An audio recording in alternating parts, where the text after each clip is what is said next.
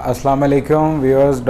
Doctor Meesam रज़ा फ़िज़िशियन। आज जो मुखातिब हो रहा हूँ वो बड़े इंतहाई अहम बात है कि जैसे कि बकरा ईद, ईद उल अज़हा, हमारे इस्लामिया जो हमारा कल्चर है, जो हमारी इस्लामी तालीमात हैं, उनके अंदर एक बहुत अहम रुकन है कि हमने कुर्बानी करनी है और सुन्नत इब्राहीमी के ऊपर हमने सब ने चलना है और हमारे ये सुन्नत नबी के ऊपर, इब्राहीमी के ऊपर हमने अमल करना है।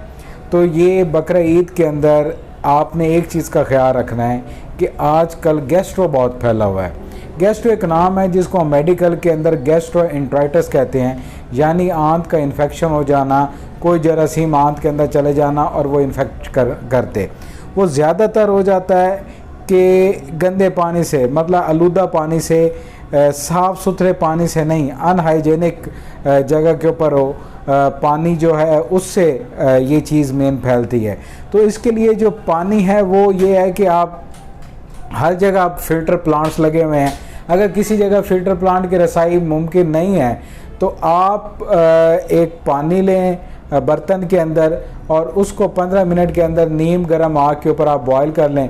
बाद में उसको ठंडा करके नॉर्मल टेम्परेचर के अंदर उसको फिर बॉटल्स के अंदर फिल करके वो यूज़ करें।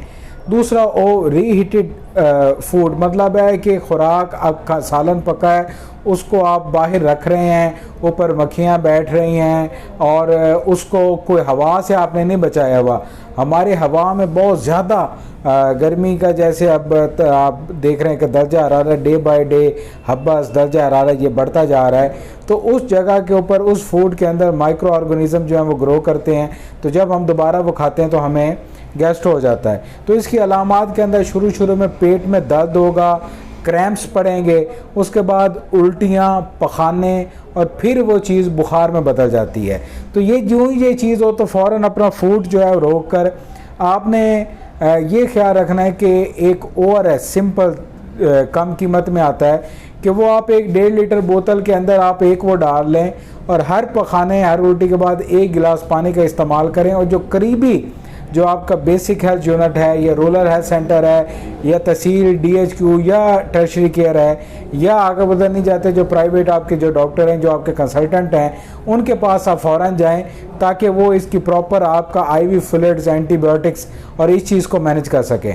आपने फूड और ड्रिंक के ऊपर तवज्जो देकर फ़ौरन उनके पास रजू करना है। सोडा ड्रिंक्स हैं उनसे इज्तनाब करें। बाहर की जो चीज़ें हैं उनके अंदर जो है कि प्लेट्स वगैरह साफ़ नहीं होंगी, तो इस तरह के आप रेस्टोरेंट्स के अंदर अगर ओवर रीहीटेड फूड है तो उससे आपको गर्मी के अंदर रेस्टोरेंट्स के अंदर भी जाएं, होटलिंग करें तो आपको बहुत ज़्यादा आप महसूस करते हैं। आपके दोस्त कहते हैं यार मैं कल होटल में गया तो मुझे सुबह ये गैस्ट्रो हो गया। तो ये गैस्ट्रो के अंदर आपने ख़ास एहतियात करनी है। जब खाना खाना है तो हाथ धो के, जैसे आप सब लोग इस तरह से यूज़ करते होंगे, तो आपने हाइजीन का ख्याल रखना है। दूसरा, ईद के ऊपर एक मैं ये चीज़ करूँ कि बहुत ज़्यादा लोग गोश्त खाते हैं। गोश्त खाने से खुद ब खुद जहाँ पे पेट ख़राब होना है वहाँ पे आप ये देखें कि ये वो मरीज़ यूरिक एसिड के मरीज़ हैं और यूरिक एसिड कम करने की गोलियों के ऊपर भी हैं। तो वो मरीज़ जोड़ों में दर्द, कोई जोड़ सूजने के साथ, जिस्म के अंदर, पट्टों के अंदर दर्द के साथ आते हैं। तो ये गोश्त जो है, बड़ा छोटा गोश्त जितने भी हैं, ये हाई प्रोटीन डाइट्स जो हैं वो आपके यूरिक एसिड के लेवल को बढ़ाते हैं। आप इसकी मिकदार 1 बोटी 2 बोटी उसके साथ इस्तेमाल करें, अपने सालन के साथ करें। ज़्यादा इस चीज़ को आप करें तो आप ये कॉन्शियस रहें कि आप यूरिक एसिड के पेशेंट हैं। इसके अलावा जो पेशेंट ब्लड प्रेशर के पेशेंट हैं, आप देखा होगा कि बकरा ईद के ऊपर हाई ब्लड प्रेशर की रेट्स बढ़ जाते हैं।